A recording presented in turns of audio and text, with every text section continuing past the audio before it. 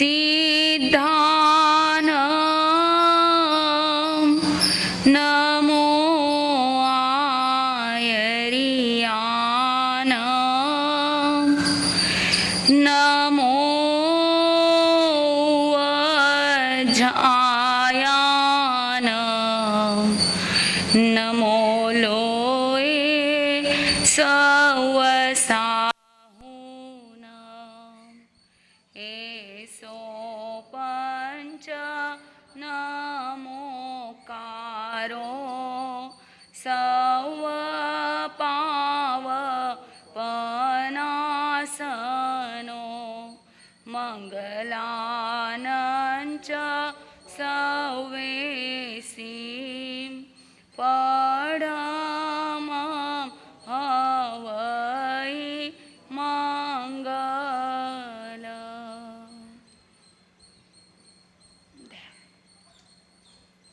અરહંતો ભગવંત ઇન્દ્રમહિતા સિદ્ધાશ્ચ સિદ્ધિસ્થિતા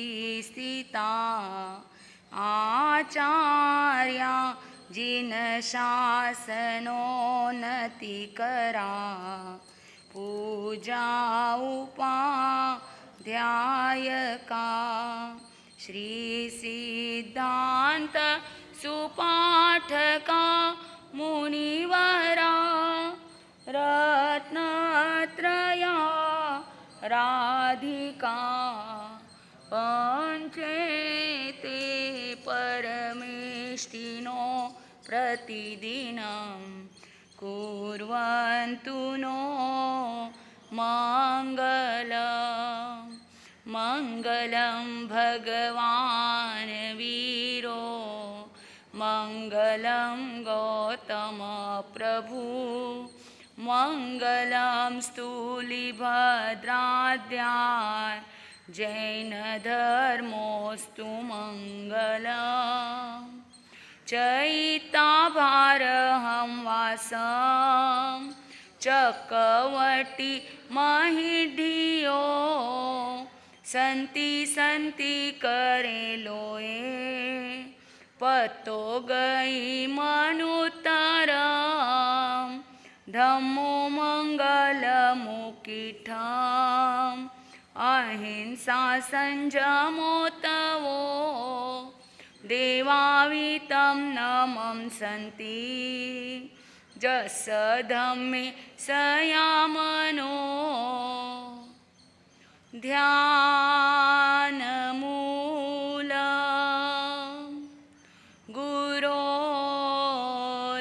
ગુરોર્મૂર્તિ પૂજામૂલં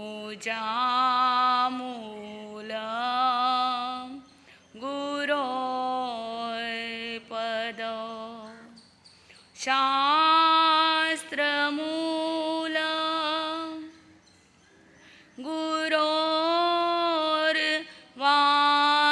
ગુરોર્વાક્યા મોક્ષમૂલં ગુરોકૃપા. સેવો સિદ્ધ સદા જયકાર જાસે હોવે મંગલાચાર સેવો સિદ્ધ સદા જયકાર જાસે હોવે મંગલાચાર અજ અવિનાશી અગમ અગોચર અમલ અચલ અવિકાર અંતરયામી ત્રિભુવન સ્વામી અમિત શક્તિ ભંડાર સેવો સિદ્ધ સદા જયકાર જાસે કરપનઠ કમઠ અઠ ગુણ યુક્ત મુક્ત સંસાર પાયો પદ પરમેષ્ટિતાસ્પદ વંદો બારંબાર સેવો સિદ્ધ સદા જયકાર जासे होवे मंगलाचार। सिद्ध प्रभु का सुमिरन जग में सकल सिद्धि दातार। मन वांछित पूरण सुरतरु सम चिंता चूरन हार। सेवो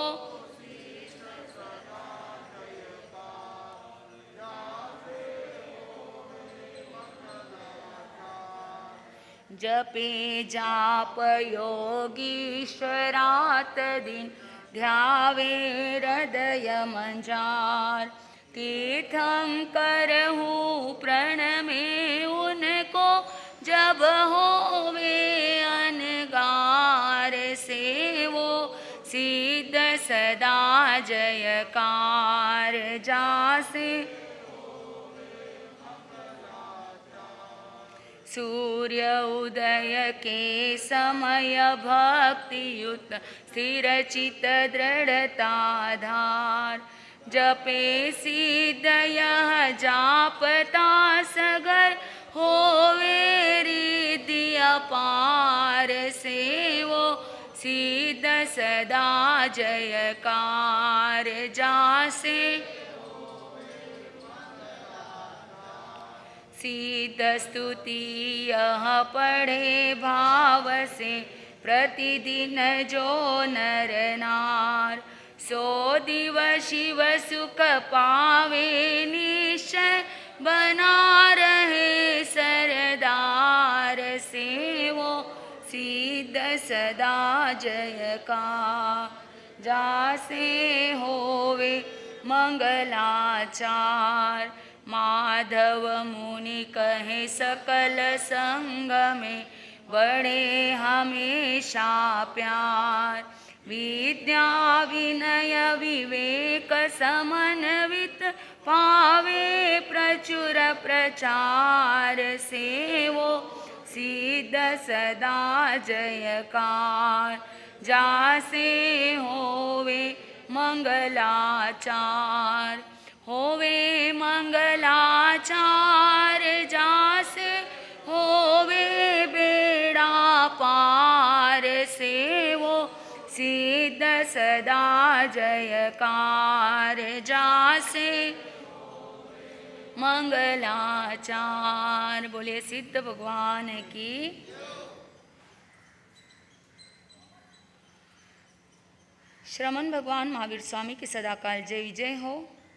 मेरे आराध्य दैवत कर्नाटक गज के श्री घोर तपस्वी परम पूज्य गुरुदेव श्री गणेश लाल जी महाराज साहब, राष्ट्र संत आचार्य सम्राट परम पूज्य श्री आनंद ऋषि जी महाराज साहब, मेरे मन मंदिर के देवता गुरुवरिया परम पूज्य श्री प्रभा कंवर जी महाराज साहब, मेरी जीवन नैया को विरक्ति की ओर मोड़ने वाले परम पूज्य श्री प्रतिभा जी महाराज साहब तथा मेरे संयमी जीवन को सतत संवारने वाले परम पूज्य सिद्धि सुधा जी महाराज साहब तथा समस्त चारित्र आत्माओं के चरणों में त्रिवार वंदन।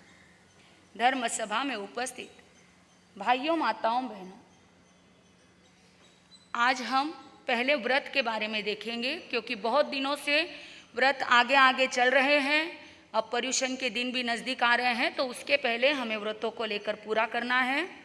तो हमारा चल रहा है 8वां अनर्थ दंड विरमण व्रत। यानी यहाँ पर यही बात बताई है कि जो ज़रूरी की काम है, जो आपको करने योग्य करने के लिए ज़रूरी है, जिसके बिना नहीं चल सकते, वो तो करना ही पड़ता है। लेकिन जिसके बिना चल सकता है, जो हम किए बिना रह सकते हैं, मात्र शौक और मौज के लिए कई चीज़ें की जाती हैं, उन चीज़ों के मर्यादा करना है, उनका त्याग करने का लक्ष्य रखना है। यही है अनर्थ दंड व्रत का जो नियम है वो। अब जैसे हमने पहले कल देखा था कि जब भी कोई घर में मृत्यु आदि हो जाए, इष्टजन का वियोग हो जाए, कोई बड़ा दुख आ जाए, कोई बीमारी आदि हो जाए, तो ऐसे समय में खोटा आर्त ध्यान नहीं करना, जोर जोर से नहीं चिल्लना, किसी की मृत्यु के शैया के सामने छाती पीट पीट कर नहीं रोना, आदि बातों का विवेक रखना, उसे धर्म आदि त्याग की प्रेरणा देना, कर्म का उदय समझकर शांत रहने की कोशिश करना और सामने वाले पर क्रूरतापूर्ण भाव, बदले की भावना नहीं रखना। यदि किसी के कारण से किसी की मृत्यु हुई है तो उस व्यक्ति के प्रति हमेशा मन में क्रूर की भावना नहीं रखना। कभी कभी होता है कि मृत्यु तो उनकी आनी ही थी, लेकिन किसी का निमित्त बन जाता है, किसी के बोलने का निमित्त बनता है, किसी के कोई क्रिया का निमित्त बन जाता है। तो उस वक्त हमें यही कर्म के उदय से ये सब हो रहा है, इन बातों को ध्यान में रखते हुए बनती कोशिश करना है कि आर्त ध्यान करना नहीं, ज़्यादा आर्त ध्यान करना नहीं, और जिसके कारण हुआ उसके साथ बदले की भावना रखना नहीं, बल्कि उस समय में धार्मिक वातावरण बनाने की कोशिश करना। दूसरा है ईर्ष्या व द्वेषवश दूसरों के नुकसान का चिंतन नहीं करना। अब ईर्ष्या द्वेष एक दूसरों को प्रति होता ही है, कोई थोड़ा आगे गया कि उसके प्रति ईर्ष्या द्वेष होता है, लेकिन ईर्ष्या और द्वेष के वश उसका नुकसान हो जाए ये चिंतन कभी नहीं करना, चाहे वो दुश्मन भी क्यों ना हो। किसी का नुकसान हो जाए ऐसा चिंतन मन में कभी भी नहीं लाना, चाहे कितनी भी ईर्ष्या हो, चाहे कितना भी द्वेष हो जाए। तीसरे इसमें बताया सांसारिक आरंभ के कार्य प्रीति भोज मकान आदि बनवाकर आसक्ति पूर्वक खुश नहीं होने का विवेक रखना, दूसरों के आरंभ की प्रशंसा नहीं करने का विवेक रखना, मन को समझाना पाप प्रवृत्ति त्यागने लायक है, प्रशंसा के लायक नहीं। अब जैसे आपने कोई दुकान मकान आदि कुछ वास्तु बनवाई और अब आपने सबको बुलावा दिया, वास्तु शांति का प्रोग्राम किया, कोई प्रोग्राम रखा और सबको आपने बुलावा। अब सबको घर बता कर प्रशंसा की अपेक्षा, मैंने ये यहाँ से लाया, वो वहाँ से लाया, ये यहाँ से बनवाया, वो वहाँ से बनवाया। तो यहाँ पर जो भी आपने कार्य किया है उसके लिए बहुत पाप लगा है। कोई भी कार्य बिना आरंभ के बिना पाप के नहीं हुआ। आपका घर भी खड़ा हुआ है तो 6 काय जीवों की हिंसा हुई तब कहीं जाकर वो घर खड़ा हुआ है, मकान खड़ा हुआ है। और ऐसे में यदि हम उसकी प्रशंसा करें, यानी हमने उन जीवों को मारने के लिए हमने और क्या कर दिया, और भी साथ में जोड़ा। घर बनाना मजबूरी थी, घर में रहने के लिए घर चाहिए, बनाना मजबूरी थी। आपने सारी चीज़ें लाई क्योंकि घर में व्यवस्था करना भी ज़रूरी था, लेकिन साथ साथ में पापकारी करके फूला नहीं समाना, औरों से भी प्रशंसा की अपेक्षा रखना, बार बार पूछना कैसे बना घर, कैसे बना, कैसी लगी ये चीज़, बार बार पूछना नहीं, क्योंकि ऑलरेडी जो भी चीज़ बनी है या जो भी चीज़ लाई है उसके पीछे पाप लगा है। इतना आरंभ हुआ है, इतनी हिंसा हुई है, पहले ही हिंसा और उसको प्रशंसा कर करके हिंसा पर हिंसा, हिंसा पर हिंसा का दोष नहीं लगाना है। दूसरी बात, यदि हमें कोई किसी के घर पर बुलाए, कोई देखने के लिए, वास्तु शांति के लिए, वो आपको आपका पूरा घर बताए खुद का और आपको पूछे कि आपको घर कैसे लगा, तो आप क्या बोलते हो, क्या जवाब देते हो? अच्छा लगा, बहुत बढ़िया बनाया, और भी उसे खुश करने के लिए 4 बातें और बोल देते हैं।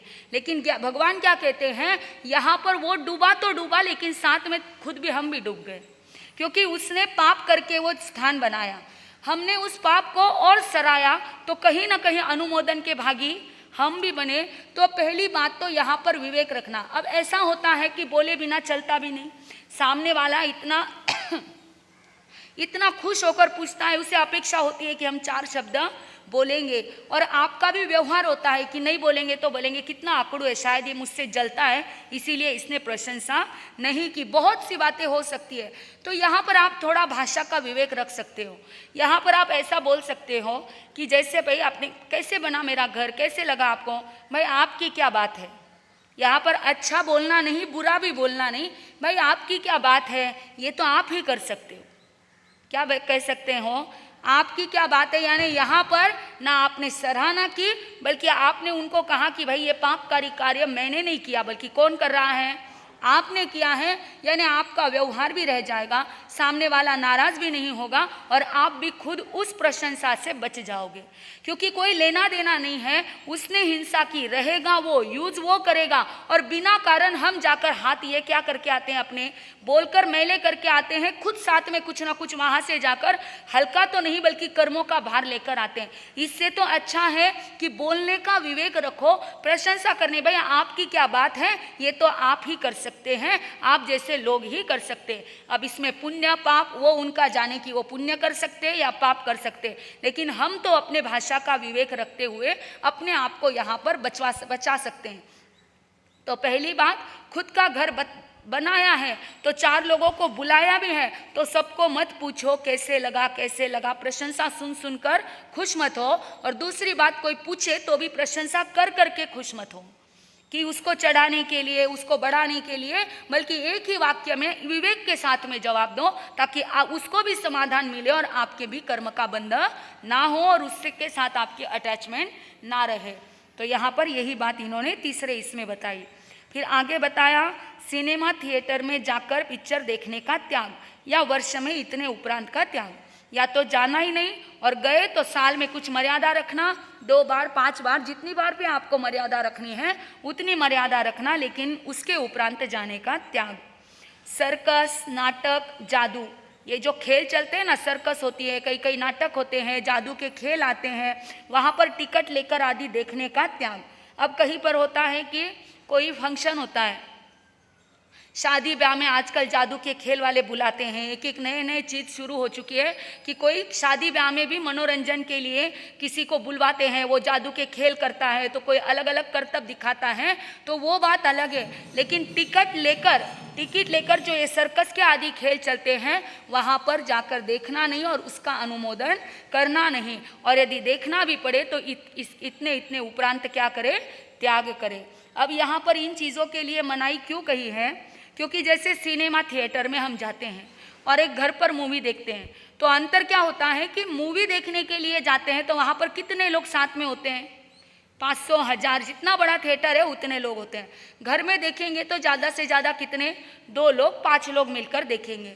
अब वहाँ पर होता क्या है, इतने सारे लोग मिलकर इकट्ठे होकर देखते हैं, तो वहाँ पर पहली बात, इतनी ज़्यादा प्रमाण में लाइट, इतने ज़्यादा प्रमाण में इलेक्ट्रिसिटी का यूज़ होता है जिसका अनुमोदन पूरे इसका हमें लगता है, पहली बात।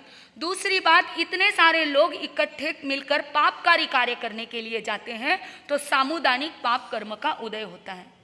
जैसे हम अपन जप वगैरह सामुदायिक रूप में रखते हैं, क्यों रखते हैं, ताकि सामुदायिक रूप में जो कर्म हमने बांधे हैं उसकी हम क्या कर सके, निर्जरा कर सके।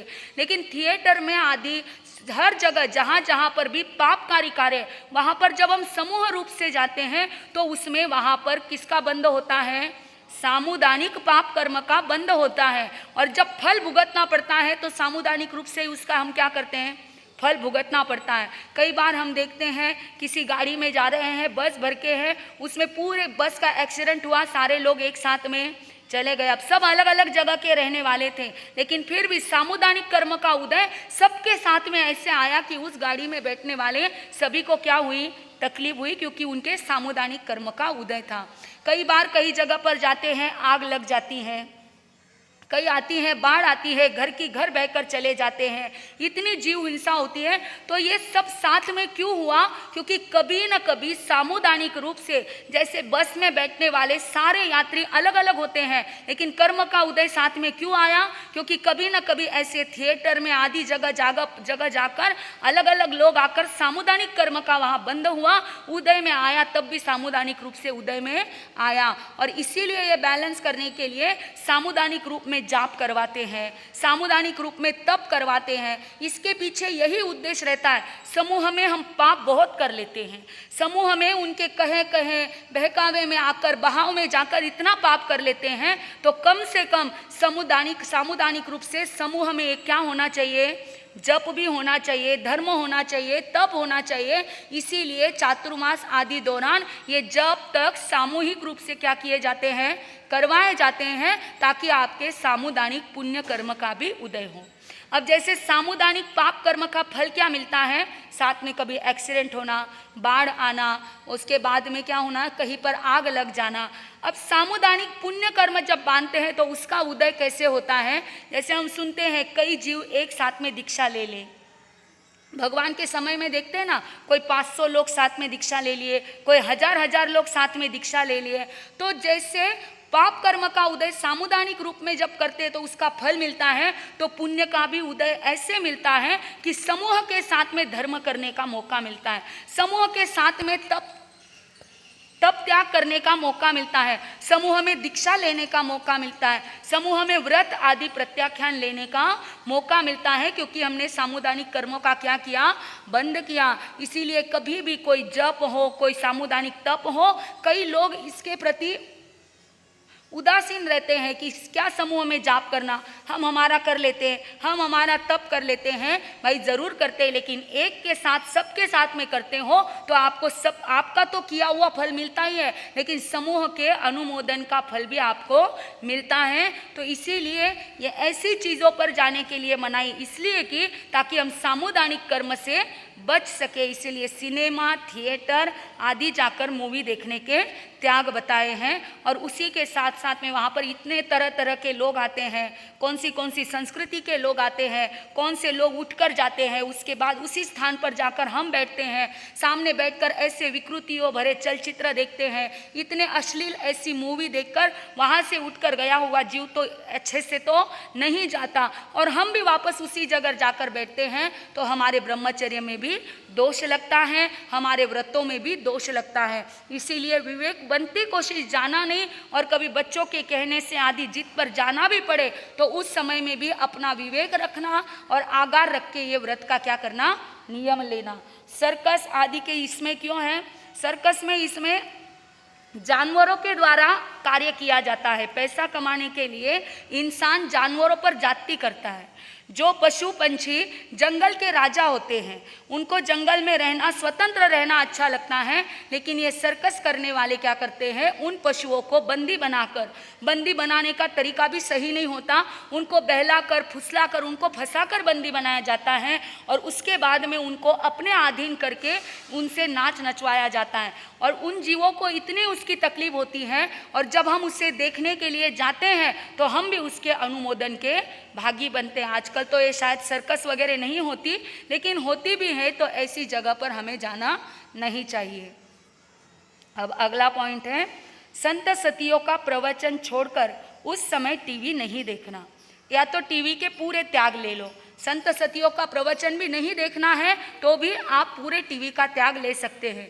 नहीं ले सकते तो कम से कम अब आपको सीरियल्स, मूवी आदि नहीं देखना है, न्यूज़, जो स्पोर्ट्स है, इन चीज़ों में आपका इंटरेस्ट नहीं है तो अब आप टीवी का त्याग पूरा कर सकते हैं। अन्यथा आपको क्या देखना है उतनी छूट रख के बाकी भी आप त्याग कर सकते हो। पर आजकल ऐसे हुआ है कि टीवी देखना बहुत कम, क्योंकि सबके हाथ हाथ में टीवी आ गया। अब सारे लोग किस में देखते हैं, ज़्यादातर चाहे न्यूज़ है, सीरियल्स है, हम देखते हैं सारे मोबाइल में आ गए, मोबाइल ही चलता फिरता टीवी हो चुका है।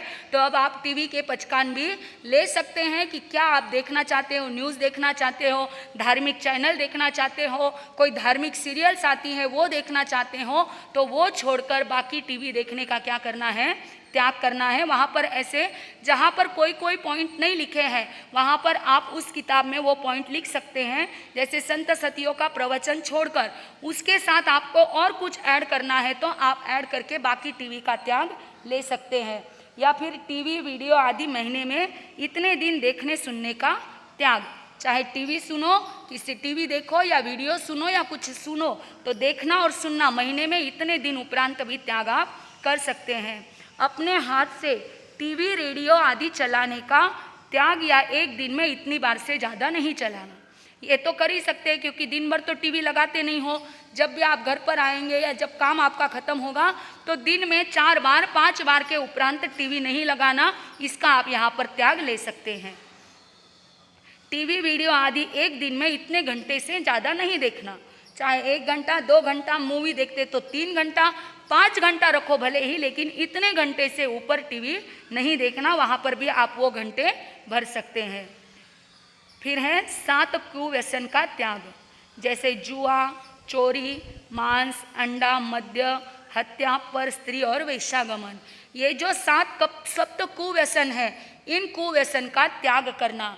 चोरी करना नहीं, जुआ खेलना नहीं, मांस का सेवन करना नहीं, शराब पीना नहीं, किसी पर स्त्री के साथ गमन करना नहीं, वेश्यालय में जाकर वेश्या के साथ में भोग भोगना नहीं, या किसी की हत्या करना नहीं, यानी शिकार आदि करके किसी की हत्या करना नहीं। ये 7 कुव्यसन के पूरी तरह से आप त्याग ले सकते हैं, क्योंकि ना आप जुआ खेलते हो, ना चोरी करते हो, ना शिकार खेलते हो, ना कोई मांस मदिरा आदि का सेवन करते हो, तो निश्चित आप पूरे 7 कुव्यसन का त्याग ले सकते हैं।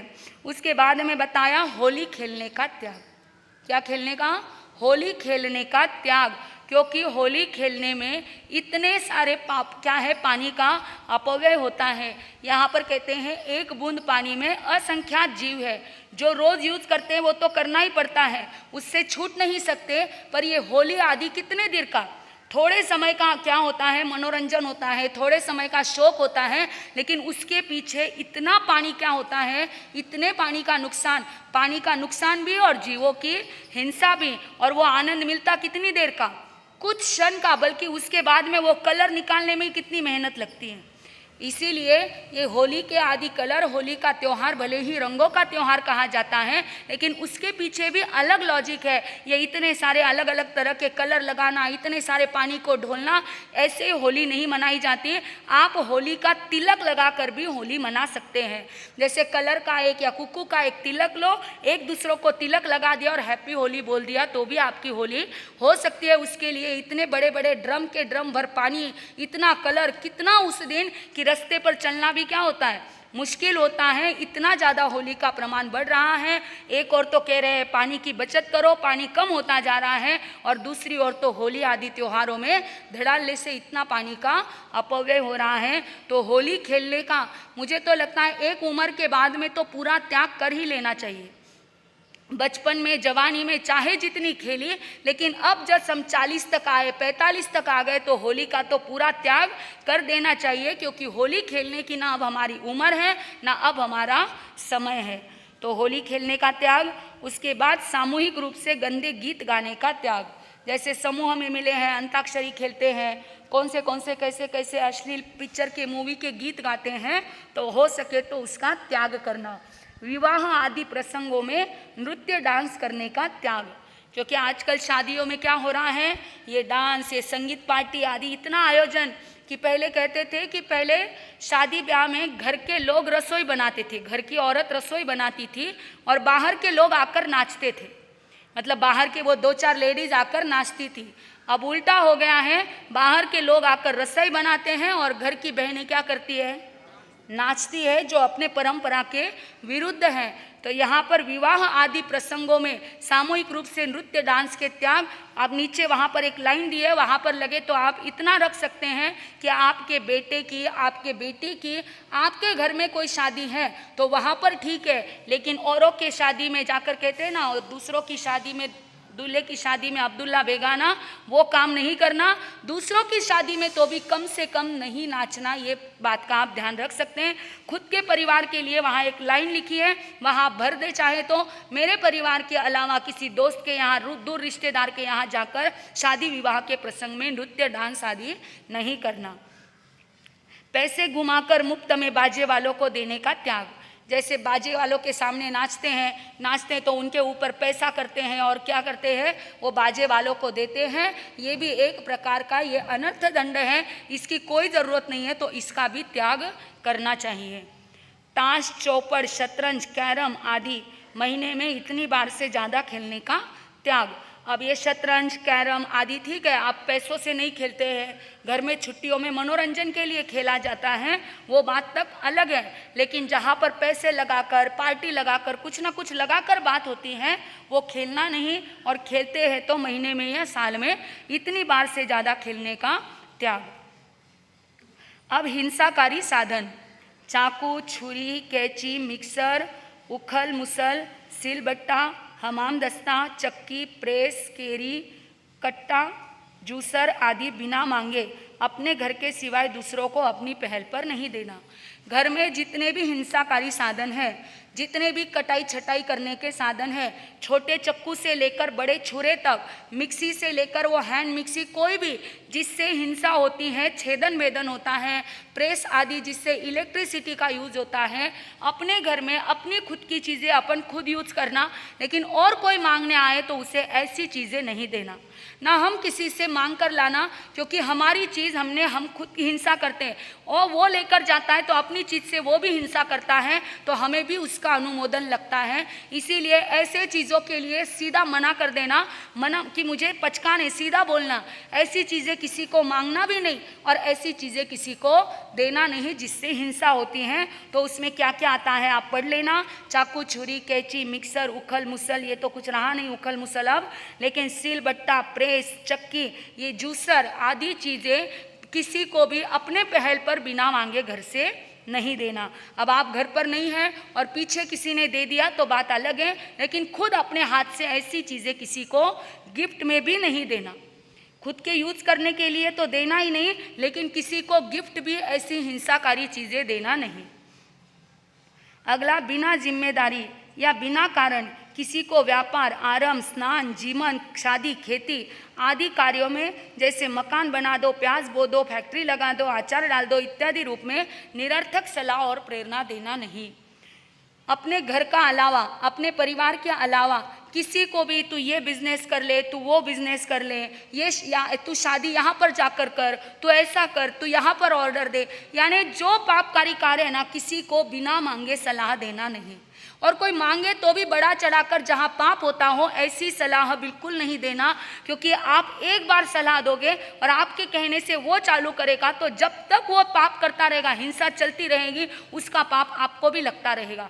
भले आप उसमें से रुपया भी नहीं लोगे, लेकिन आपके कहने से उसने चालू किया, आप नहीं कहते थे तो भी वो करता नहीं करता बात अलग है, लेकिन आपके कहने से उसने कोई पापकारी काम चालू कर दिया तो बस अब करता वो रहेगा, लेकिन आपको भी उसका पाप क्या होगा, लगता रहेगा।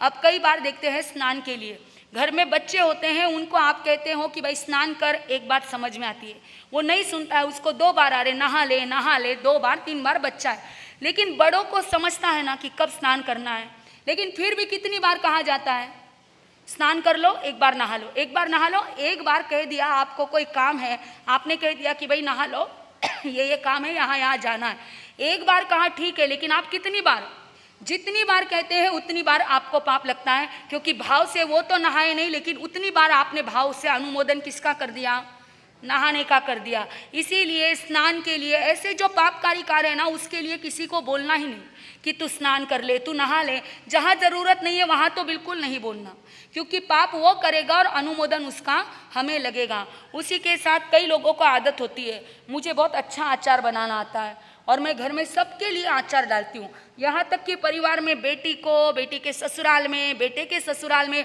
कहाँ कहाँ तक मेरा अचार जाता है और बड़े गर्व के साथ में कहते हैं। लेकिन ये इतना बड़ा अनर्थ दंड है कि इसमें बहुत पाप लगता है, क्योंकि एक तो आपने इतना छेदन भेदन किया, घर का अचार बनाते थे 4 कैरी 10 कैरी 15 कैरी, अब यहाँ पर किलो किलो में आपने अचार बनाया, यानी इतने जीवों की आपने एक साथ में हिंसा की। उसके बाद में जो माल मसाला उसके ऊपर डाला, कहते हैं पहले तो छेदन भेदन करके उस जीव को सताया, उसके ऊपर और नमक मिर्ची डालकर और उस जीव को सताया। आपको यदि थोड़ा घाव हो जाए और उसके ऊपर आकर इतना सा नमक गिरे तो क्या अवस्था होती है आपकी, क्या होता है, तड़पने लगते हो, बोलते हो, चिल्लाते हो। वो जीव बोल नहीं सकते, पर विचार करो, वो बेचारे वनस्पति काय के जीव, आपने उसको छेदा, अभी तक भी उसमें जीव है, क्योंकि जब तक वो अग्नि शस्त्र से परिणित नहीं होता, कुछ समय के बाद में वो आचित होता है, लेकिन अभी भी उसमें जीव होता है। और उसमें आप ऊपर से नमक मिर्ची तेल इतना डालते हो तो उन जीवों को वेदना कितनी होती होगी।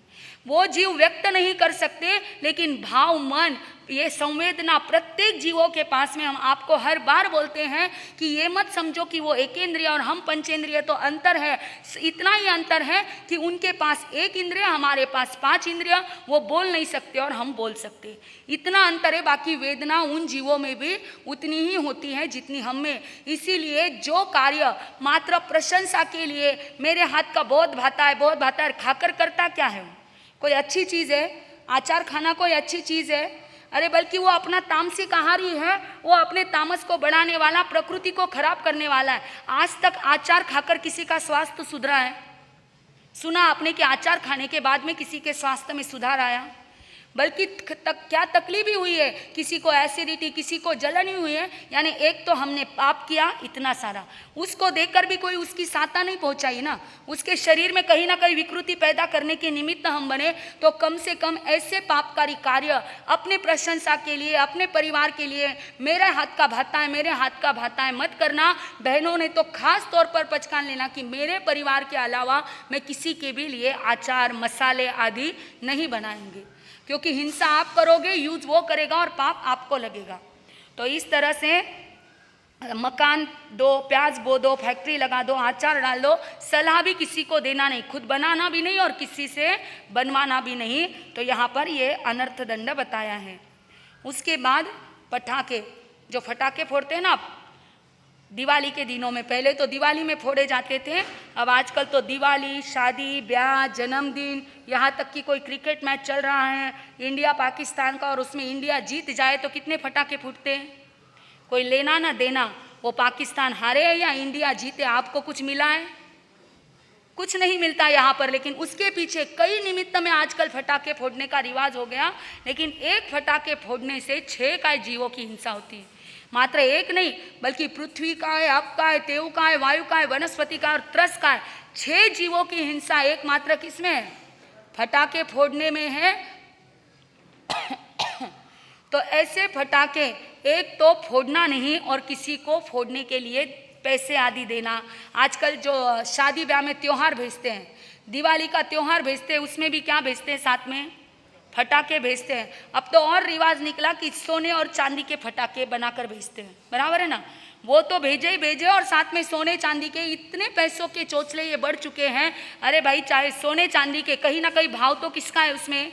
फटाके का ही है। वहाँ पर द्रव्य से हिंसा नहीं हुई, भाव से हुई। फटाके भेजो तो वहाँ पर द्रव्य से हिंसा। तो भाई जहाँ पर एक कितने देर की खुशी है, फटाका लगाया, उसका आवाज हुआ, फट आवाज हुआ और आपका बस उतने में ही आपकी खुशी गायब, और साथ में कर्मों का इतना सारा बंद भी साथ में ले लिया। ये कौन सी समझदारी है?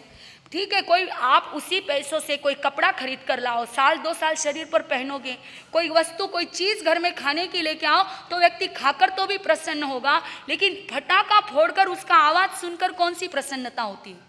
बल्कि जीवों की हिंसा हो रही है और हम उसमें प्रसन्न हो रहे हैं। ये सबसे बड़ा पाप है। तो खुद फटाके फोड़ना नहीं, बच्चों को फटाके लाकर आपको देना पड़े तो जब तक उनको समझ नहीं आती, धीरे धीरे बचपन से ही उनको समझाओ। उनको डर भी बैठ जाए ना तो भी अच्छा है। उनको एक बार उसका डर भी बता दो, भले ही वो उससे डरते रहे लाइफ लॉन्ग तो भी चलेगा, पाप से डरा हुआ ही अच्छा है। बच्चों को हिम्मत मत, अरे कुछ नहीं होता, कुछ नहीं होता, ले मैं पकड़ता हूँ, तू कर, ऐसा मैं पकड़ता हूँ भाई। बल्कि उसको बचपन से ही फटाकों से डरने दो। पाप से कभी भी डरा हुआ अच्छा तो वो जिंदगी में कभी पाप नहीं करेगा।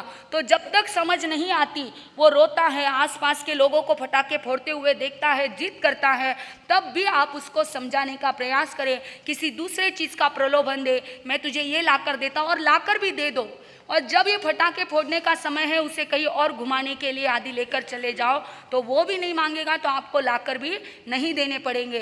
तो ना खुद फोड़ना है, ना फोड़ने के लिए लाकर देना है, ना त्योहार में चाहे कितनी दूसरी चीज़ें दो, लेकिन फटाके आदि शादी के समय में किसी को भी त्योहार में उपहार के रूप में भेंट नहीं देना है। इतना पर है, उसमें भी पाप है, क्योंकि उसमें भी आवाज़ होती है। जब वो चीज़ बनती है ना तो उसमें वो वैक्यूम ये किया जाता है, पैदा किया जाता है, हवा भरी जाती है, तो उसमें भी वायु का है, तेऊ का है, मतलब आसपास के रहे हुए त्रस्त जीवों की उसमें भी हिंसा होती है। जो आजकल बर्थडे पार्टीज़ में किए जाते हैं तो उसमें भी आवाज़ होती है। तो उसमें ठीक है 6 का जीवों की नहीं होती होगी, पर हिंसा तो वहाँ पर भी है ही। इसलिए, और वो भी है अनर्थ दंड। आज तक के बर्थडे भी उसके बिना मनाए गए हैं। वो जरूरी नहीं है, एक एक चीज़ निकलती जा रही है, सारी हिंसा की चीज़ें बढ़ रही हैं, तो वो चीज़ भी उसमें ही आती है, फटाके में ही। यहाँ पर यही बात है कि हिंसाकारी साधन कोई गिफ्ट नहीं करना, जैसे मिक्सर, घड़ी, चाकू, प्रेस, लैंप, हीटर आदि दहेज के अलावा। यानी आपके बेटे को आपको दहेज में आदि देना पड़े तो बात अलग है, उसकी छूट रख सकते हैं, अन्यथा उसकी भी छूट नहीं रखना है। आपका काम हो चुका है, अब नहीं देना है तो उसका भी पूरा त्याग कर दे। उसकी छूट रखना है तो रखे, अन्यथा उसके अलावा ये इलेक्ट्रिक चीज़ कभी भी किसी को गिफ्ट में नहीं देना। आगे बताया, फालतू पानी गिराना, आग जलाना, वनस्पति तोड़ना, फैन कूलर मशीनें चलाना, पशु को लड़ाना मारना आदि हिंसा की प्रवृत्ति बिना कारण नहीं करने का विवेक रखना।